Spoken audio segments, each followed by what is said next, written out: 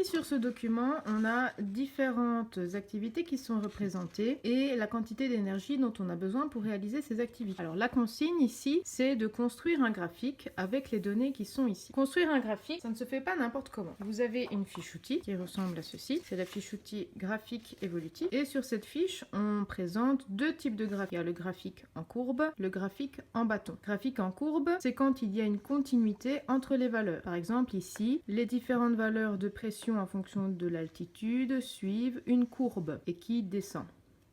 Ici, on a un autre graphique où là, par contre, on n'a pas une courbe comme on avait ici, ce sont tous des bâtons. C'est un graphique en bâton ou on peut dire bâtonnet. Et dans ce cas-là, il n'y a pas de continuité entre les valeurs. Effectivement, ici, c'est un graphique qui montre l'évolution des dépenses entre 1986 et 2002. Et donc, ce qui a été dépensé en 1990 ne dépend pas de ce qui a été dépensé en 1989. C'est totalement indépendant. Dans notre cas ici, est-ce que les différentes valeurs sont liées? Ben non, parce que rouler à vélo et donc activité pour laquelle on a besoin de 1400 kJ, ça n'a rien à voir avec le fait par exemple de marcher où là on a besoin de 1200 kJ. Cette valeur là ne dépend pas de celle-là, il n'y a pas de lien entre le fait de rouler à vélo et de marcher. Et donc les 1200 et les 1400 n'ont pas de lien entre eux. Donc ce que je vais choisir comme graphique pour représenter ça, c'est plutôt un graphique de ce type-ci, puisqu'il n'y a pas de lien entre les différentes valeurs. Quand on veut réaliser un graphique en bâtonnet, vous pouvez prendre cette feuille-ci pour avoir des points de repère pour la réalisation.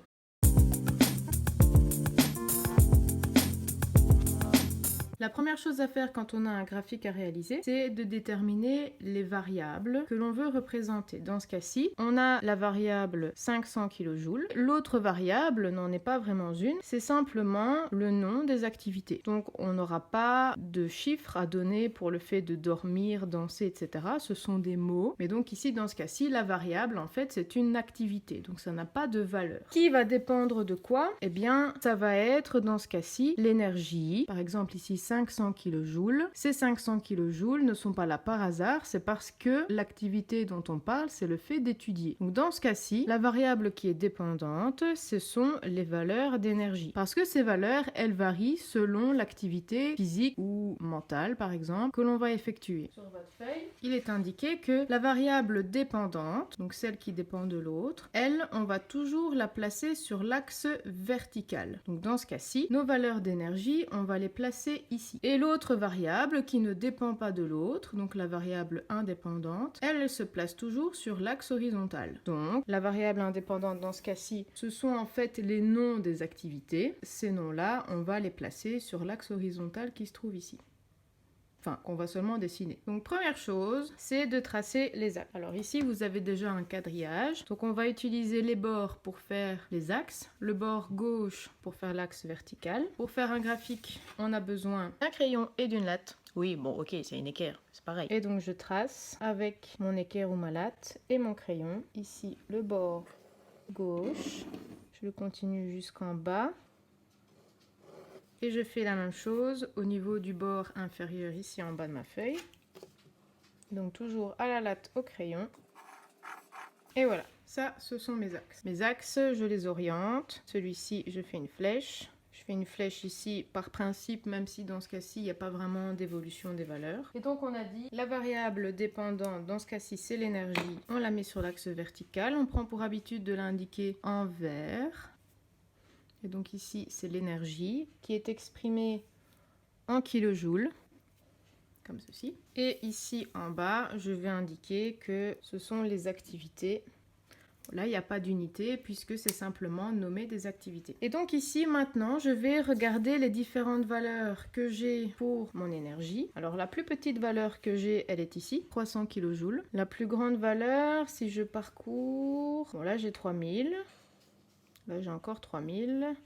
Et voilà. A priori, ma plus grande valeur ici, c'est 3000. Et la plus petite, c'est 300. Donc, il faut que je choisisse une échelle qui me permettra de représenter au maximum 3000 kJ. L'espace que j'ai à ma disposition ici, il est de combien? Je mesure. Donc là, jusque là, j'ai 14. Et ensuite, ici, j'ai encore 3. Donc, j'ai 17. Au total. Donc, je vais dire que je prends 15 cm, au moins c'est un chiffre rond, représente 3000 kJ.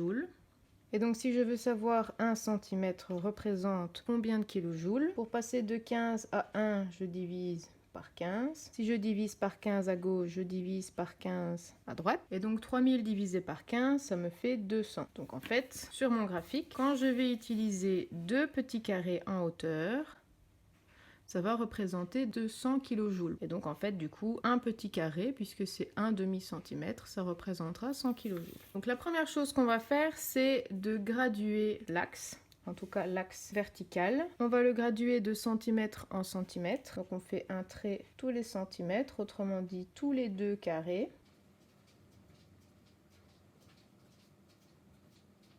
Et je vais indiquer les valeurs que cela représente. Donc ici, à l'intersection des axes, bon, j'ai 0. Et après, à chaque graduation, on a dit que 1 cm représentait 200 kJ. Donc ici, ça va aller de 200 en 200.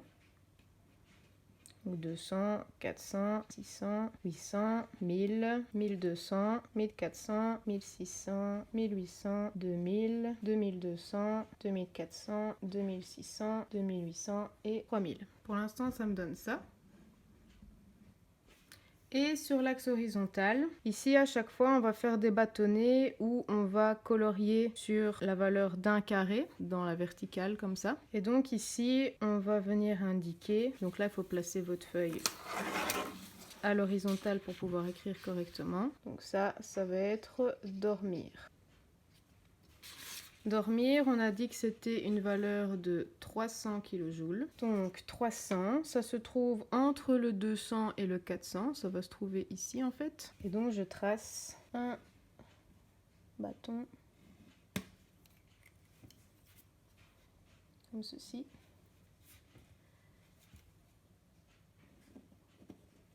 Et après, on peut le colorier. Donc ça représente le fait de dormir. Ensuite, si on poursuit, on a 1250. 1250, donc ici, on va le représenter là.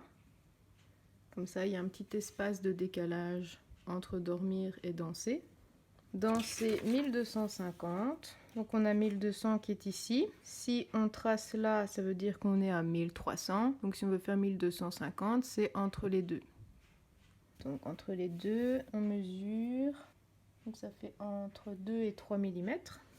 Hop, on se trouve là, on dessine la colonne et on colorie.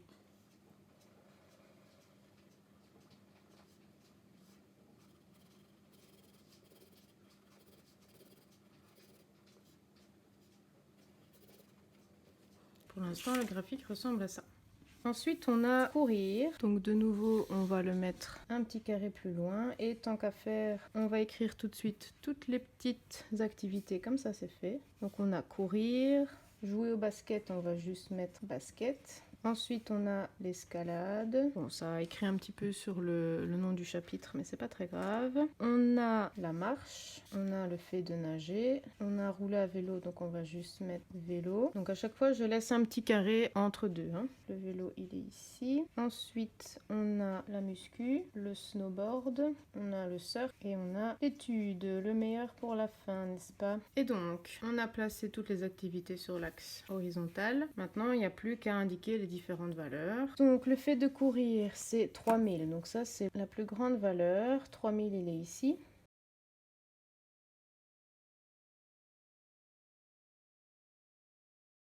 Voilà, on coloriera après. On a ensuite le basket, 3000, pareil.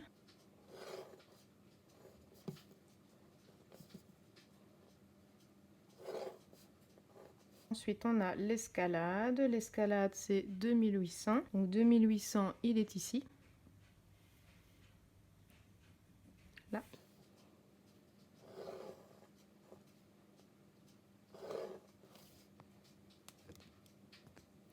Ensuite, on a la marche. Alors, la marche, c'est 1200. Donc 1200, ça se trouve ici. Donc je vais jusque là.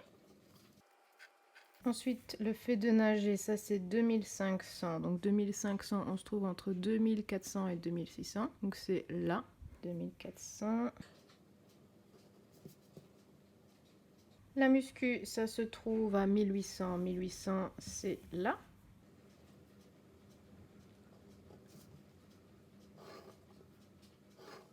Ensuite, on a le snowboard. On est à 2100. Donc 2100, il est entre 2000 et 2200.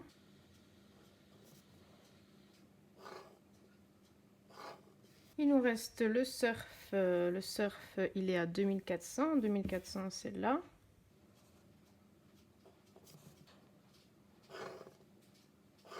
Et le fait d'étudier, c'est 500. Donc ça se trouve entre 400 et 600 ici. Et voilà ce que ça donne. Il n'y a plus qu'à colorier.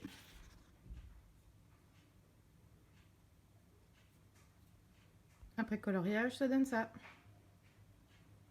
Et donc, si on doit donner un titre à ce graphique, rappelez-vous que c'est toujours l'évolution de la valeur dépendante en fonction de la valeur indépendante. Donc, dans ce cas-ci, on va indiquer que c'est l'évolution de la quantité d'énergie dépensée en fonction de l'activité. Donc, évolution de la quantité d'énergie dépensée, ça on l'écrit en vert parce que ça fait référence à la variable dépendante en fonction de l'activité qu'on écrit en rouge, puisque ça fait référence à la valeur indépendante qu'on prend pour habitude d'écrire en rouge.